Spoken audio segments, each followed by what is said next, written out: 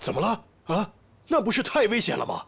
大少爷他手无缚鸡之力，腿又残疾，啊，他也不能跑，也不能躲，他去跟着，啊，干什么呀？大帅没有说去芝山见什么人吗？啊，去见慕容帅和李帅。下去吧。是。老张啊，坐。老姜，我原以为这桩案子是咱们3个在审易连慎和易连凯，殊不知，其实是易继培在审咱们3个呀。咱们3个心里想什么，琢磨着什么，让人家一审就给审出来了。高督军，那咱们现在怎么办？如今咱们立场站定，杀不杀易连凯？他们易家人的事儿，还得易家人说了算，所以咱们现在只能听2少爷的。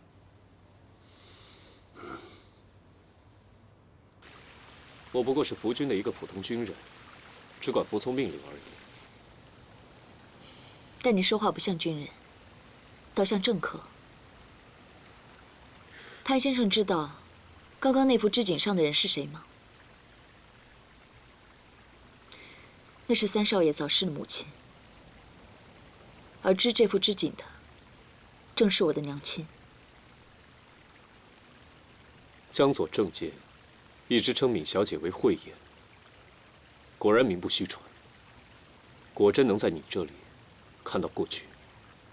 我从来都没有什么慧眼，只不过是喜欢政治的男人们假借我之口，散播自己的心意而已。潘先生，今天叫你来，是想问你个问题。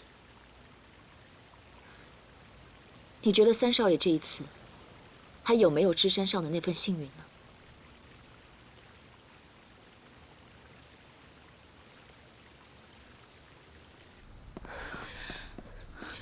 怎么了？大嫂，大哥和公公什么时候离开的府院？昨天晚上才决定离开的。那大哥走之前说没说过兰坡的事？二哥一起去了吗？他们有没有说什么时候回来？他们没说，他们走的实在太匆忙了。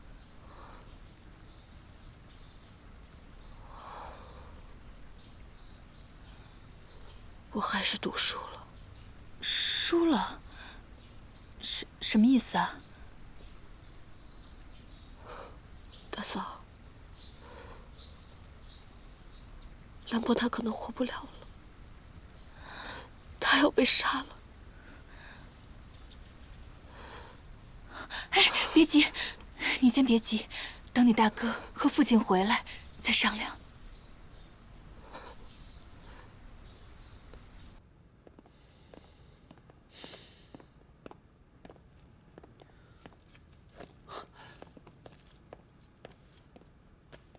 爹，大帅那边怎么处理3少的？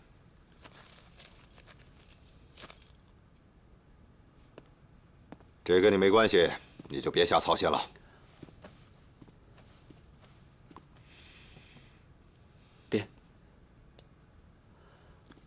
杀害宋副官的罪名，到底还是扣在3少爷头上了。你这孩子现在说话怎么这么不懂规矩啊？我白给你送到国外去读书学习了是吧？你要再这么不懂规矩，我就把你扔到军营里，让你好好长长脑子。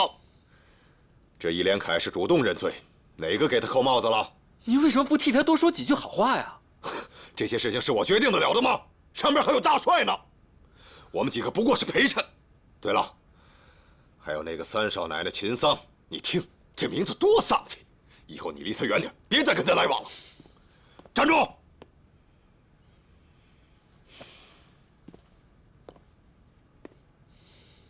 你在国外都学了些什么呀？目无尊长，没大没小。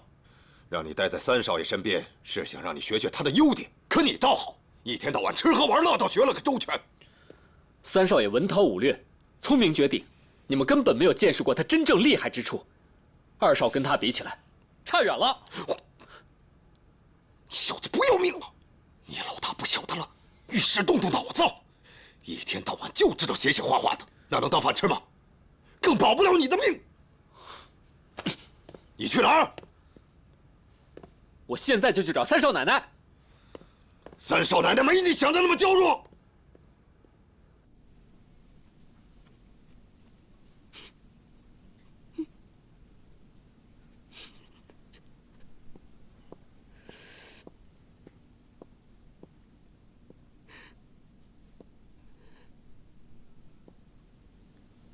桑儿，高公子求见。你跟他说，我头晕，不想见客。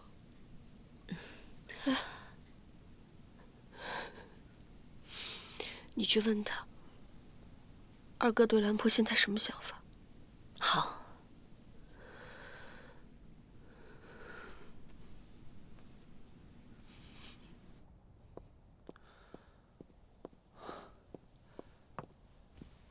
三少奶奶现在怎么样了？小姐有些头晕，已经睡下了。我真没用，什么忙也帮不上。小姐让我告诉你，希望你能去看一下二少爷，看看他对三少爷是个什么态度。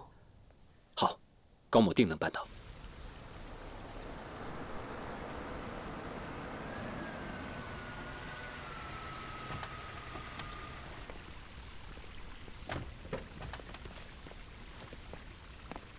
二少爷，高少爷，找我有事儿？请问二少爷，三少爷现在怎么样了？高督军让你来问的吧？这件事与我爹无关。这么跟你说吧，二少爷，三少爷认罪，是三少奶奶主动提出来的。他不想再拖了，就要一个结果。老三认罪是秦桑提出来的？二少爷，二少爷，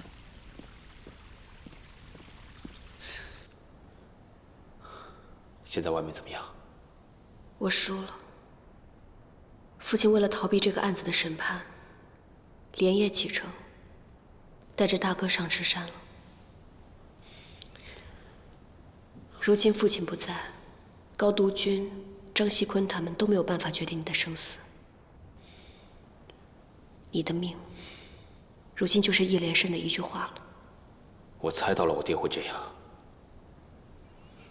那年我娘被人冤枉，病倒在床，耗尽一身傲气，吃尽了不少苦头，就是为了等她从军队回来，还我娘一个清白。可是她回来了，却像现在这样，躲在了幕后，任凭大娘他们辱她骂她。后来见到了，本来以为会还我娘一个清白，可是她却像见了瘟神一样，仓皇而逃。我永远都忘不了她当时那副冷酷无情、焦躁狼狈的模样。那晚，我娘为了证明自己的清白，跳湖自尽了。她就欠了我一条命，从此对我百般娇宠。我就是要仗着她对我的娇宠，让她视我为我娘的灵堂。他不是一身傲气，他是骗不过自己。从那个时候开始，我就知道他是一个胆怯的人，生怕别人猜透他的内心。但我娘不一样，我娘是一个刚烈的女人，她为了自己的爱做了最决绝的选择。不过我不会这么做，我要好好活着，一直活下去，因为只有活着，才有无限的可能性。你为什么昨天不告诉我？我昨天看你想出办法，高兴的模样，不忍心让你伤心。如今江左，也就只有二哥说了算了。我怕他会让你偿命，这该怎么办？小桑，如果二哥真的想对我动手的话，就不会给我回福远的机会了。我知道去找谁了。谁呀？天盟会。就算坐火车也要3、5天的时间，更别提让他们打过来了。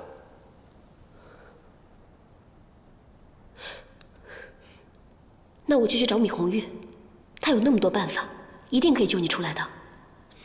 你不吃醋了？谁让你们那么会演戏，害得我以为真的有什么，白白掉了那么多眼泪。闵红玉，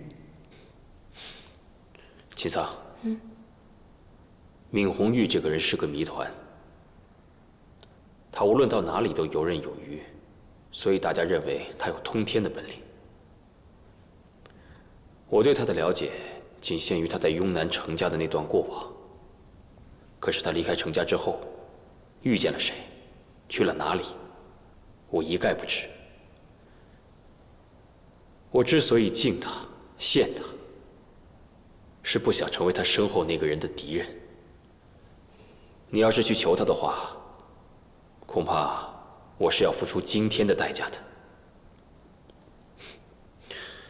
闵红玉这个人如果要帮你的话，他是在放债，但等到他收债的时候，会让你倾家荡产。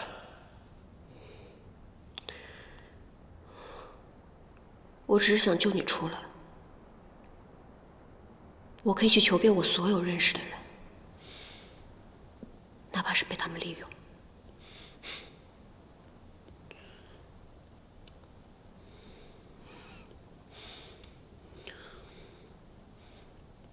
没有人敢利用你，只有我可以。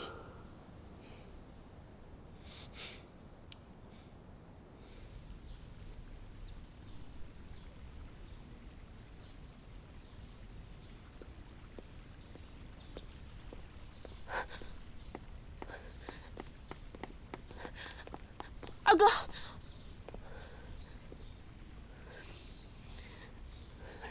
求你放过兰坡。你让他认了罪，我无话可说。都是我的错，二哥，这些事情都是我一个人的主意，跟兰坡没有关系。你大人有大量，不要跟我一个妇道人家一般见识。像你这么厉害的妇道人家，我一连神还没见过第二个。你真的要兄弟相残吗？真心做兄弟，又怎么会相残？你让他认了罪，我也没办法。他不同大哥讲，不同父亲讲，就连我这个做二哥的，也没从他嘴里听到过一句实话。可你倒好，让他认罪，他就把这个罪给认了。看来老三还真是娶了个活宝啊，装起可怜来，就像现在一样，真可怜。可是胆子要是大起来，杀人放火都敢干。二哥，我就是心里害怕才来求你的。你要真心里害怕，为什么要让他认罪？你知不知道认了罪是什么后果？我没有，我是想救他。你要真的想救他，就不应该在我们兄弟之间挑拨离间。当年兰坡执意要娶你，我还替他高兴，觉得兰坡那颗孤寂的心啊，终于可以靠岸了，以后他的生活也终于可以稳定安稳下来。可这么多年了，我却看到他变本加厉的吃喝玩乐，你却一直不闻不问。现在好了，你非要逼着他认罪，亲手把他逼到这个份上，你扪心自问，你心中真的无愧吗？剃人头者，人亦剃其头。兰坡为了你，放弃了整个易家，放下了整个江左，而你呢？你为兰坡做了什么呀？二哥！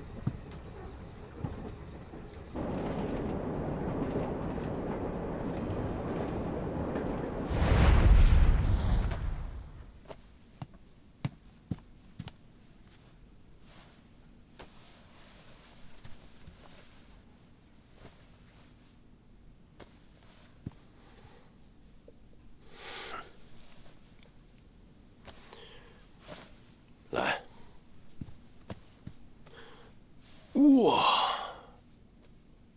你怎么这么重了？现在有多少斤了？50多斤。什么？50多斤。50多斤了。娘，我要跟爹去打仗。你要听你娘的话，好好念书。爹去打个太平盛世回来。嗯。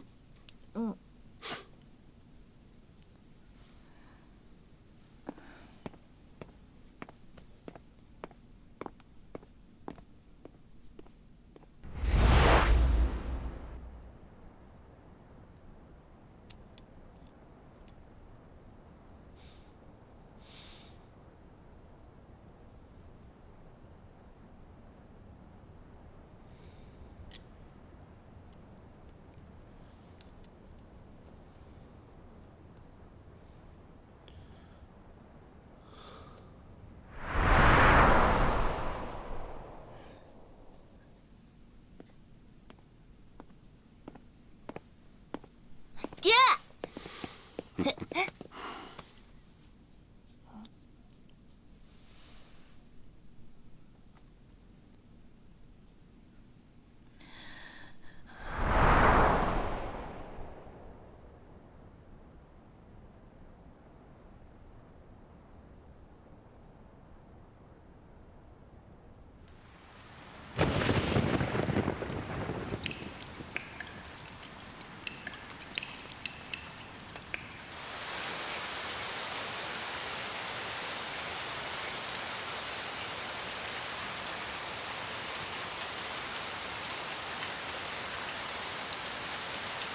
桑儿，你别这么倔了，你要是病倒了，姑爷怎么办呢？哎，替人头者，人亦替其头，我问心无愧。竹妈，回去。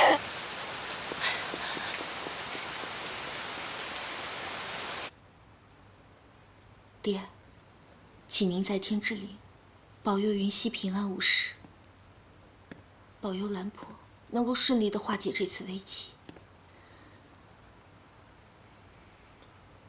他们两兄弟的夺权之争已经开始了，和您设想的一样，您把政治理想交付给兰婆，那就请您在天之灵保佑她，一同将做。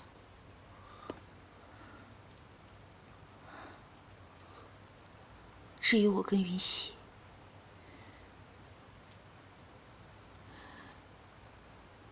若您只是把我们两个当做两颗棋子，我愿意和云溪远离江左，离开这片伤心地，远离这场政局纷争。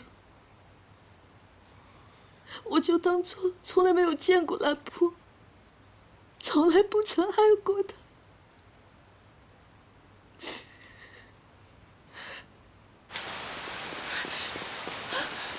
三妹，你这是做什么？大嫂，求你帮我去求二哥，帮我。三妹，快扶三少奶奶进去。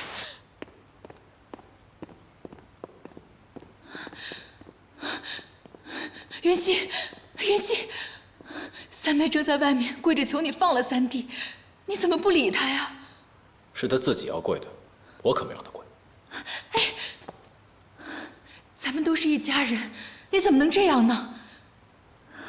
三妹有什么做的不对的地方，你可以骂她。三弟现在还关在里面，三妹这时候要是有什么三长两短，可怎么办呢？父亲和你大哥都不在，孙大嫂求你了，你去把兰婆放了吧。啊！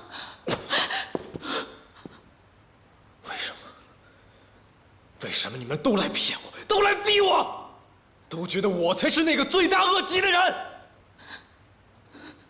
是我让你们变得生活悲惨吗？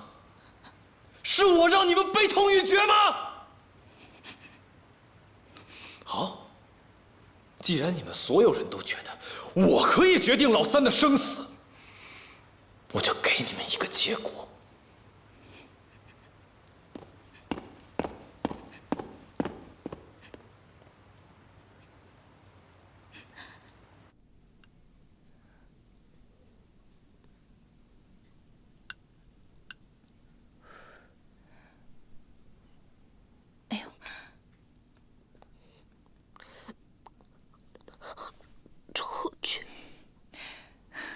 你先别急，大夫说你这病啊，就是急火攻心，外感风寒，嗓子才会这样的。你要先把这药啊，慢慢的喝了，才会好起来。我知道你担心三弟，我也担心三弟啊。不过你放心，有我在，三弟不会有事的。听话。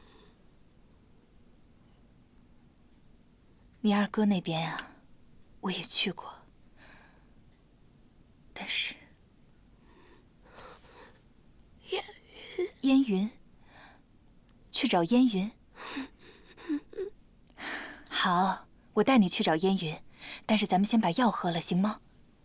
你要先把身子养好了，咱们都是一家人，有什么深仇大恨的呀？坐在一起说明白，总会好的。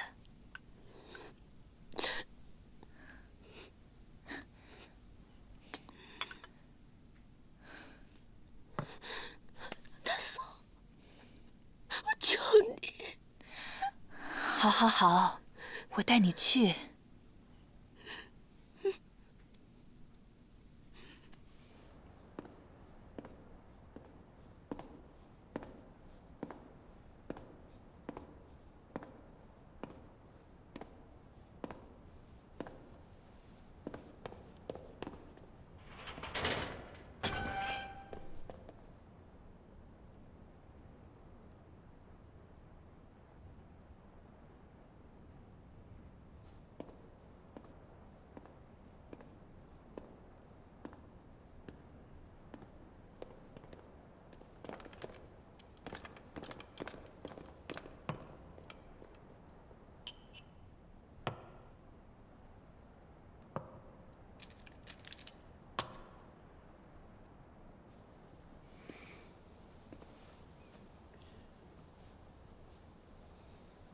怎么，没想到我能来看你？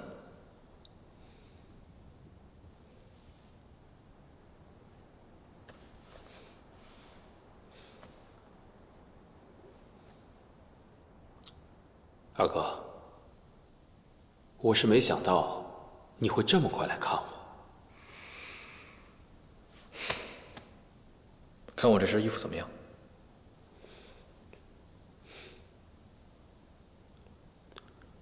这身少帅服，没有任何人有资格穿它，只有你。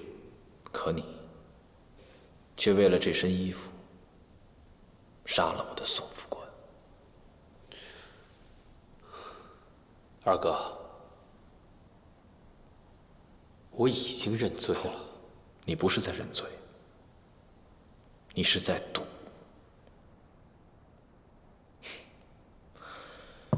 记得范先生第一天教咱们兵法的时候，咱们学的是瞒天过海之计。那个时候我就一直不明白，这瞒天过海之计跟父亲嘴里常提到的以退为进之间的差别。但是老三，今天在你的身上，我明白了，要先用瞒天过海之计瞒住众人，才能在不为人知的情况下以退为进。老三，这两招被你一气呵成，用得漂亮。二哥佩服。二哥，你这身军服华丽、威武，多少军人做梦都想穿上它。不过在我眼里，它就是身衣服，不是我的梦想。小时候我们蒸糖果，争宠爱，那都已经是小时候的事情了。我们彼此立下只争不伤的誓言，在我这儿终生不变，在我这儿也从来没有变过。但是烟云不是糖果。二哥，烟云是师傅的女儿，你的妻子，我的嫂子，那是她的名分，也是我们各自的身份。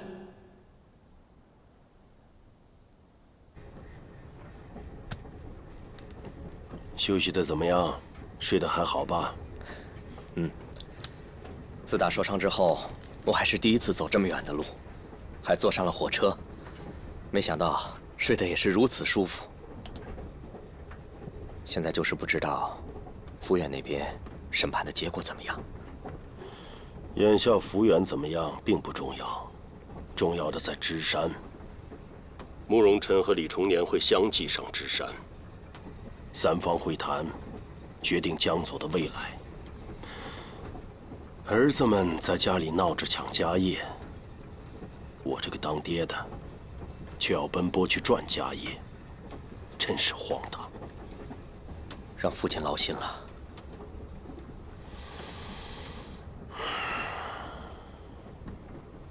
其实有件事情，我一直不明白。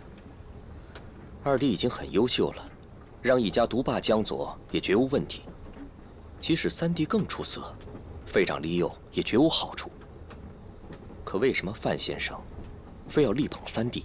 父亲似乎也是难以抉择。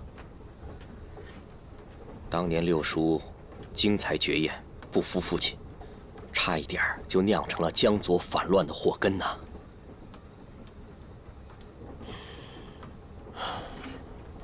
不要再提起他了。这一趟，非要亲自去吗？非去不可。兰坡不仅是易家的三少爷，也是我的学生啊。老三这个不孝子，你对他倾囊相授，他是否对得起你的教诲？大帅何出此言呐？兰坡天性骄横，我对他是疼爱有加呀。一日为师，终身为父。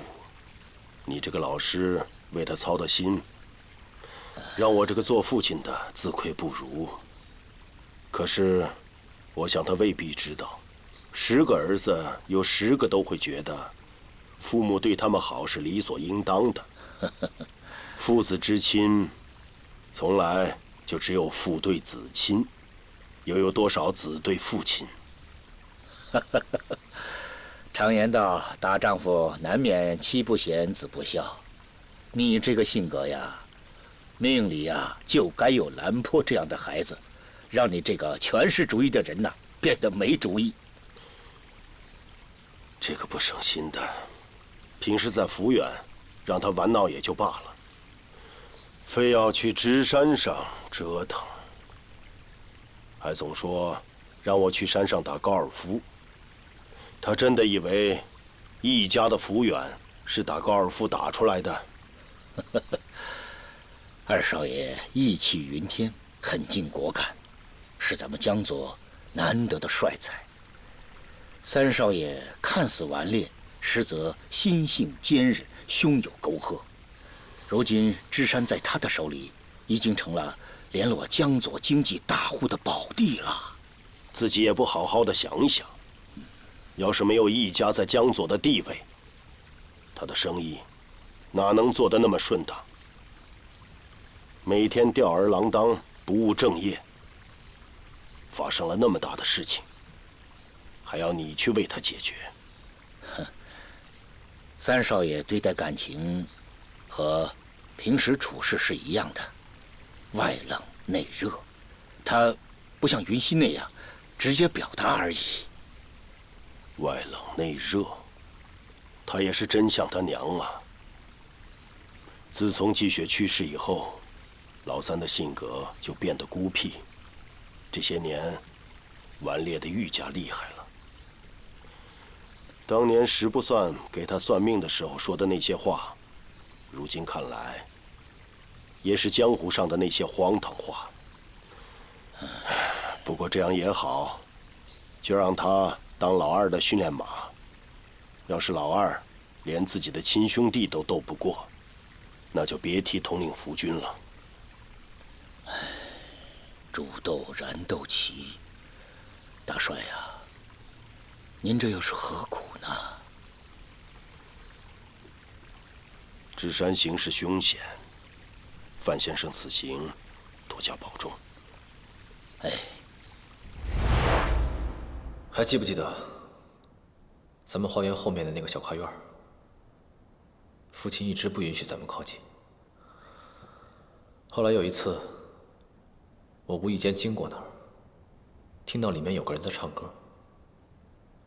后来我知道，那首歌叫《马赛曲》，而唱歌那个人就是咱们的六叔。你是说，和师傅齐名的江左无胆易寿成？没错。文胆范之恒，武胆易寿成，双星拱耀，才让今天这江左五省全都行了义。不过可惜，六叔功高震主，被父亲永远地囚禁在了后院里。即便如此，父亲还是不放心，于是便一把火把六叔活活地烧死在了后院。直到整个后院的火烧着了，父亲心里的火才灭了。老三，咱们易家向来就有兄弟相残的血统，而这血脉也流淌在你我的身上。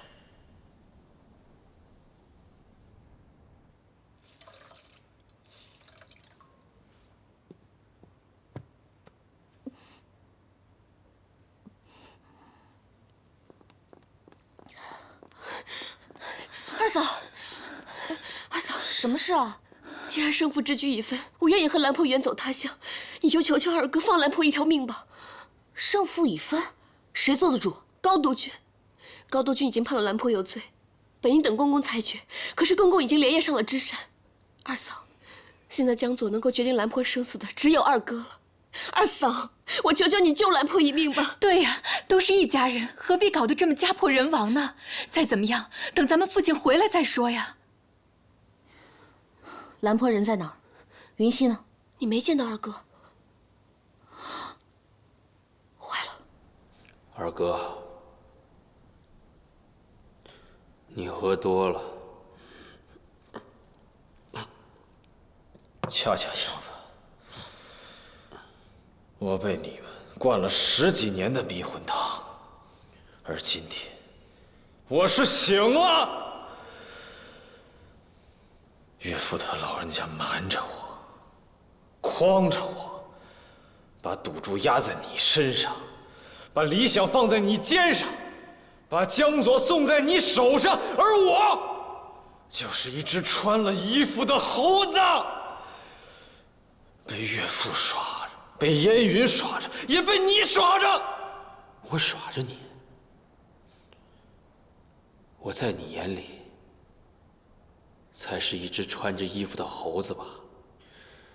这么多年，爹只把我当做你的训练马，我永远也没有机会上战场。你才是他的冠军马，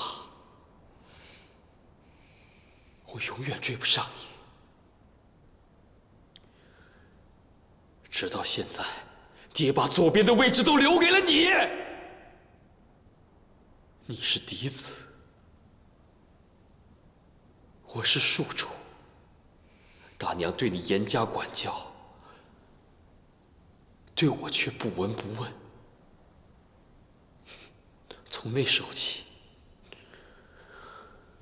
我就知道你是易家的继承人，而我只是一个花天酒地的败家公子。好一个败家公子！表面上花天酒地，可你骨子里却翻天覆地。就算我翻天覆地，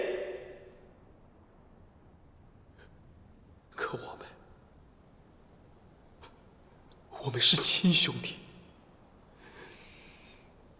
二哥，天下豪杰众多，你却要杀一个手无兵权的亲兄弟吗？你真的那么怕我吗？老三，我不是怕你，我是怕你带来灾难。只要你活着，就会有人贼心不死，要借着支持你的名义搞乱整个江左。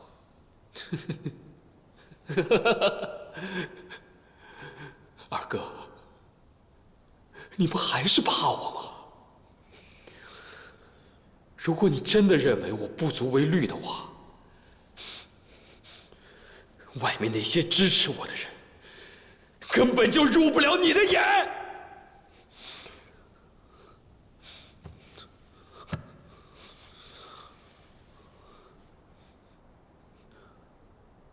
二哥，你在意的不是权，是情。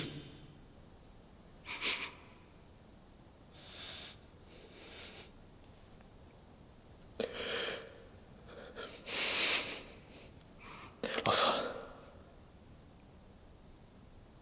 咱俩不愧是亲兄弟，没人明白我，但是你明白。别人都以为我在乎的是李重年、江双喜，还有那个慕容辰，可军阀打来打去，无非就是夺走我一块地盘而已，没关系。过几天，二哥带兵打回来就是。可是老三，你不一样，你夺走的都是我最爱的，父亲的爱，大哥的爱，还有烟云的爱。江山我可以给你，可是这些东西，我真的放不下，所以对不起了，老三。二哥，只能请你放下。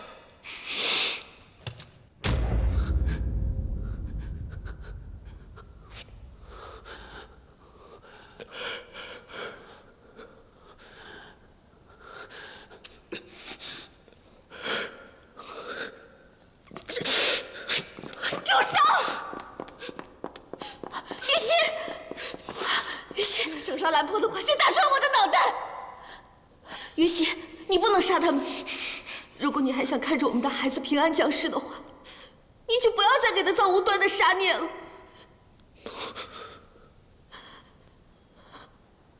你说什么？我们有孩子了。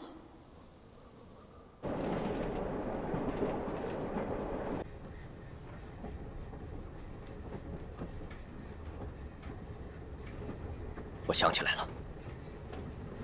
你想起什么？宋副官在跟二弟之前，一直是六叔的老部下。那个时候他年纪还小，六叔一直把他当作是贴身的通信兵。阴魂不散。没想到，这三少奶奶倾尽所有赌了这个局，最后却输的是一败涂地。怪只怪这三少爷命不好。大帅什么时候走不行？为什么非得是昨天晚上呢？高督军此言差矣。你认为三少爷的命毁是毁在命运，可是我却认为三少爷不过是个提线木偶，他的生死早已被人掌控。这个人就是大帅。如果大帅真的想要留下这个儿子，就算自己不出面，也会留下大公子，何必走的时候还要带走大公子呢？凡能成大事者，必定是心狠手辣。